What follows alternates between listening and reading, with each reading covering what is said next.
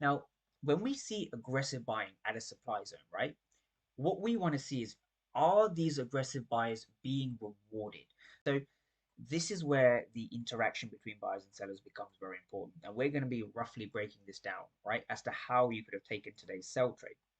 Sorry, yesterday's sell trade. So the first thing to understand is that as we come into this zone, we want to see aggressive buying.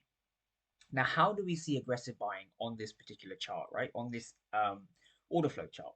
Now, we have red delta and we have blue delta. So quite self-explanatory. At the start of the video, I suggest people rewind back. You had negative delta and positive delta, right? So the positive delta represents more aggressive buying and the negative delta represents more aggressive selling. So when we see lots of positive delta at this supply zone, what does that indicate, right? So we see price aggressively buying into this zone, right? So we see aggressive buyers over here. So this is through the positive delta, right? So the positive delta shows aggressive buying. I'll just write AGG for short, right? This is aggressive buying.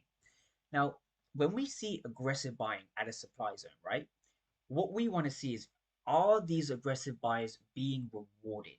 So at the moment, we had this large drop down, we had this large rally down, right? So when we bring up the footprint chart's actually indicating that there is a lot of aggressive buyers, right, in this region.